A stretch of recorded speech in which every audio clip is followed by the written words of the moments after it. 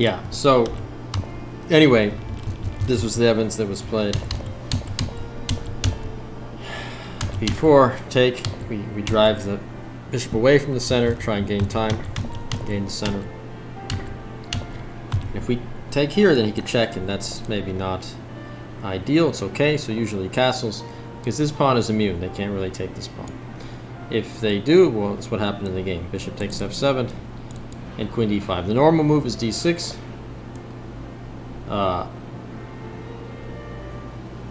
TBA, you could cancel it if you want, or you could mock and wait. But take bishop b6, and now, oh, not the mobile one, really crazy. Bishop b6, and now knight c3. This is the normal position of the Evans Gambit. There are a number of moves. It's bishop g4, knight f6. If he plays knight e7, then knight g5. It's over. If then castles, queen h5. Attacking this. This is why the knight belongs on f6. To stop queen h5. If h6, then this is just checkmate. Queen e8, double check, and mate. Okay, so queen h5, take, rook takes, take here, and with king h8, bishop h6, and mate. And if king f8, then bishop b3, queen f7, queen e8, and then queen takes h6. Double exclaim.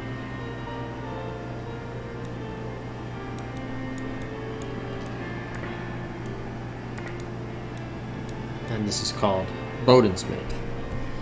Okay, so that's why in this position after knight c3, and this was Morphy's move. Anderson preferred d5, but this was Morphy's move. Knight c3. Main line is bishop g4.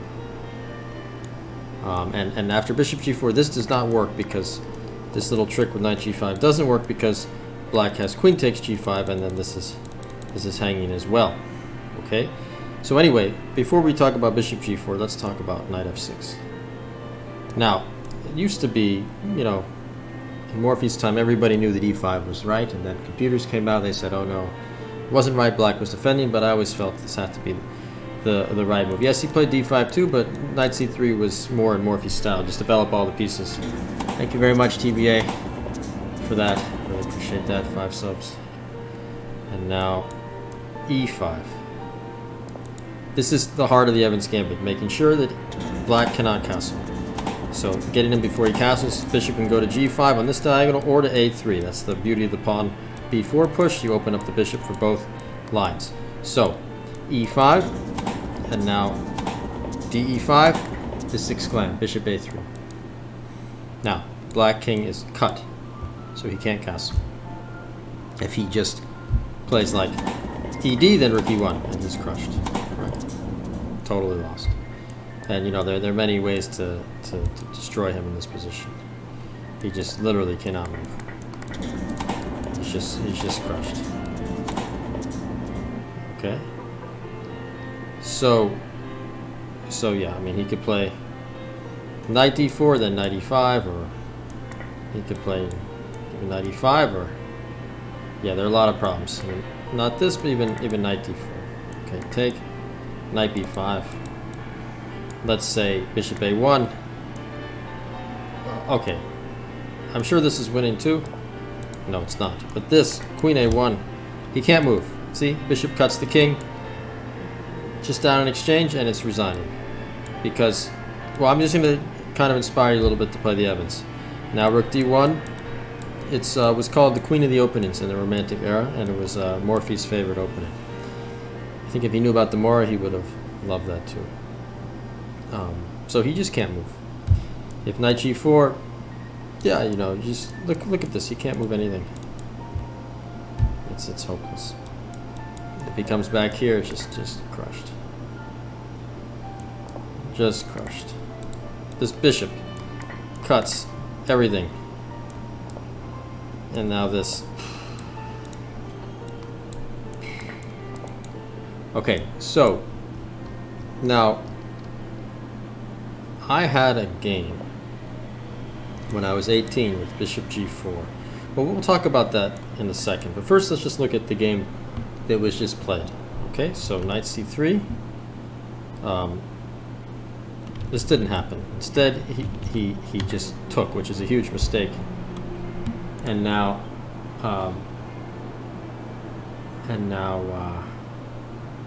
let's just talk about.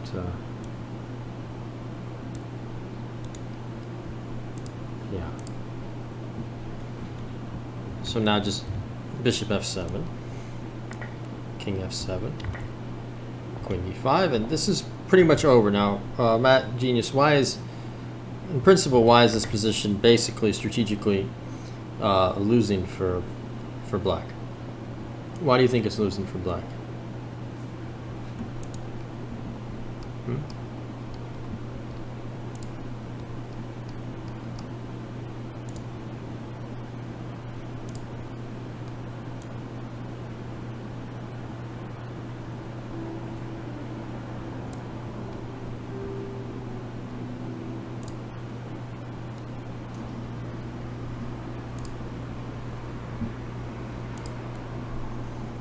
Why do you think it's losing?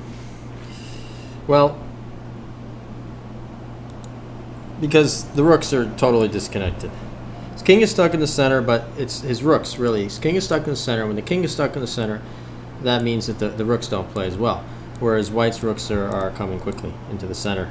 So it's pretty much lost. Notice if queen f6, we could play queen b3. We don't want to allow bishop e6 maybe, so okay, we could do this too, because if bishop e6, we have queen b7. But the point is that in both of these moves, if he takes here, he loses his queen. He gets trapped. Okay? So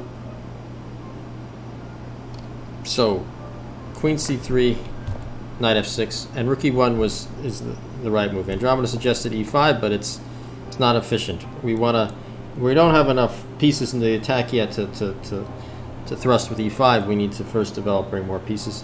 Nothing wrong with rook e1 lining up near his king, taking space.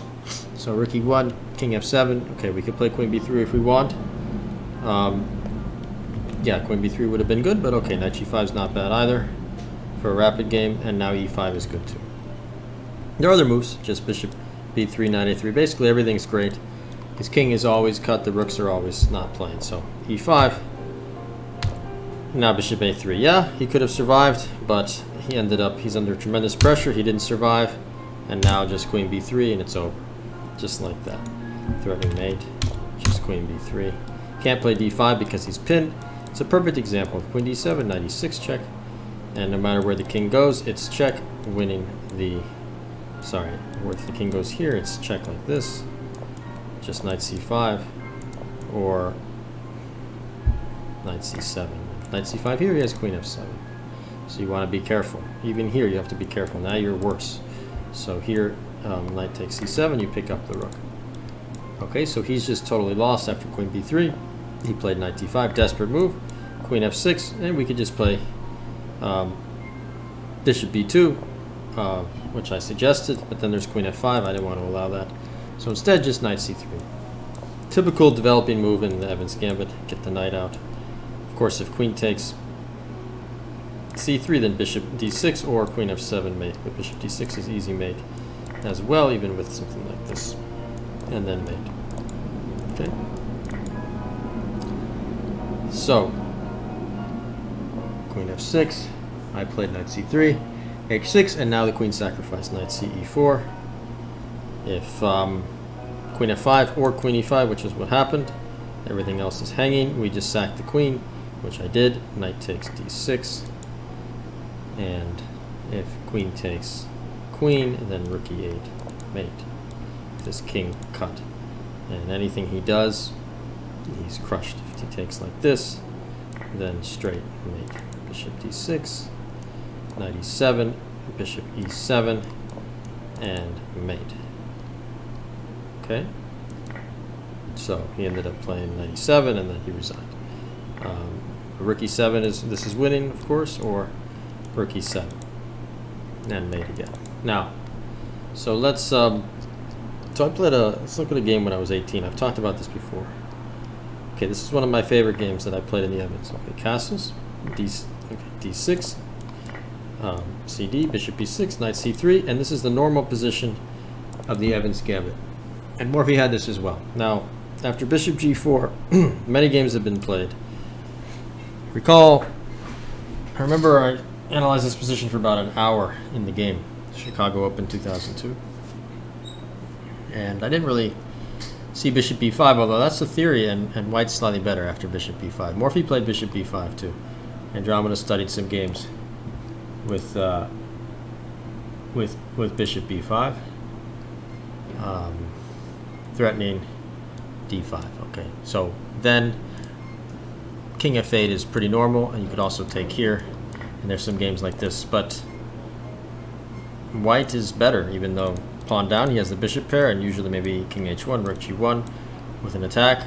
White has the whole center as well, so you know, white has more than enough for the pawn. And again, his king is suffering. He's just unable to develop his pieces with this strong move, bishop b5. So the best move is probably bishop b5. However, I thought for about an hour, and I played the move queen a4 with the idea that I'm going to sacrifice a piece. So I played queen a4 here. Okay, threatening d5. This has been played, I believe, in the 1860s. And I vaguely recalled maybe seeing the idea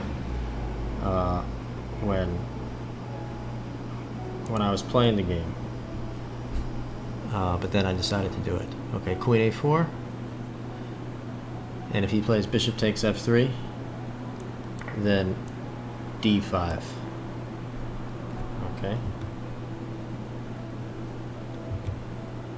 And then if he goes back, bishop g4, dc, bc, queen c6, and if bishop d7, queen d5, hitting f7, and if bishop e6, of course you can't play knight h6 because take on h6, and bishop e6, bishop b5. Yeah, it's an amazing, chess has an amazing history. It's what happens when you start in the same position for so many hundreds of years. Is so many amazing moments happen in chess. Okay, queen d3, and again, white is better because his king is cut. Okay, the black king is cut. All right, so bishop g4, queen a4 I played, and now black plays bishop d7.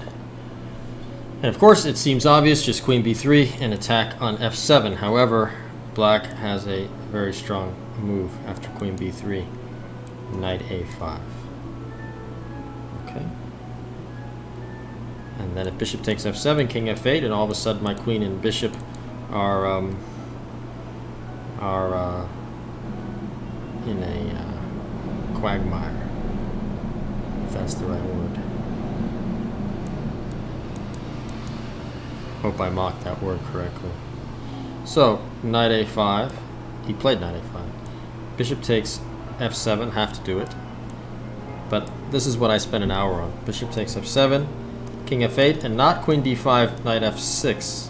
This is just uncoordinated for white. Instead, I played queen c2. So just fully sacrificing the piece, and after king takes f7, now e5, exclaim. So, white's a piece down, but look at all the development I'm about to have. I already have huge development, and his king is stuck in the center. Now, with best play, he can defend it, but he's under tremendous pressure. e6 check is threatened, so say he does nothing, then e6 check, and he has big problems. See, because of bishop e6, knight g5. And then king e7, rook e1, and we pick up this bishop. So he can't do anything about that, so he has to play, well, he played h6, which is the right move, stops knight g5, but now weakens this g6 square, so I played d5, exclaim, threatening e6. And if he plays de, then knight e5, and I have access to this g6 square. I can just checkmate him like this. He just gets mated. Yeah, not queen f7 because king d6. So first remove this escape square, play d6 check, and then mate. Queen f7 mate. Okay, so So e5, and if he takes like this, then I pick up the rook with knight g6. So the right move for black here, and I spent many hours analyzing it after the game of the summer of 2002, after e5, is just king f8, and actually black is defending this position. King f8, it's very complicated, but it seems that there's no way in for me. After bishop e8, and he has knight e7, there's just no really way to prove the value of the whole piece here. But he's under so much pressure, he didn't do that. And it just looked awkward for him, so he ended up giving back the piece. I believe this used to be the theory in the 1860s, knight f6, just giving the piece. But he played knight e7 instead, and now e6 check. He thought that maybe he could hold this position, king e6, with his pieces like this. But, you know, with the king on e6, and this is an unpublished game. I've never published this game in any books or any website anywhere. So king e6, white's move. What do? We can't let him get back. Can't let him play king f7. Yeah, so this was a Chicago Open 2002. So it was I think I was at the North American Open also in 2002. Okay, so I played typical Evans Gambit Morphy move, one of my favorite moves in chess, knight d5. Knight d5. Now, if he takes with a knight, then queen e4, and I pick up this knight. His king is shredded in the middle of the board. That would have been his best move, but instead he played king takes d5. No, if he didn't play king d5, he played king d7. But if he plays king d5, then a rook e1, and he's mated. He's totally cut in the middle of the board. Mate in 11. Blowfish says mate in 11. Queen e4. Bishop e3 and mate. Right? Okay. So, yeah, I mean, just rook e1, queen e4. What's he doing? If c5, it's mate, right? Okay, so knight d5, he played king d7. Now, white's move, what do we do in this position? Well, if we see the king and the queen lined up on the same line, we want to play rook d1, but not yet. So instead we play knight e5, which is what I did. Knight e5, it's a beautiful position to have these knights like this. If he takes, then knight takes b6 and rook d1, picking up the queen. It should be more than enough for the queen. Should go on to win this position. Advantage to white. Okay, so instead, knight e5, he played king e8, and now knight takes e7. If queen takes e7, knight g6, picking up at least the rook. So he played king e7. Now, there are a few ways to play this position. When I analyzed this position with my coach, I am Calvin Blocker at the time, he just suggested bishop a3 with like rook a e1, and it's just an easy advantage for white. You don't need to even take the exchange on g6. And then later, a couple years later, when I showed it to Grandmaster Lombardi, he just said, go ahead and take the exchange, which is what I did. And then he said something very profound, just remove this bishop from b6 to destabilize the black queen side, just play bishop e3, and then you'll go on to win pretty routinely, bring the rooks in. I ended up playing bishop b2, which is also fine, and amazingly lost on time in this game, which was anticlimactic, but it was one of my favorite games that I played, even though sometimes your best games could be losses. You learn the most, and it might be some of your most creative achievements. So there you go. Just wanted to share that Evans with you. And yes, thank you. And see you all very soon.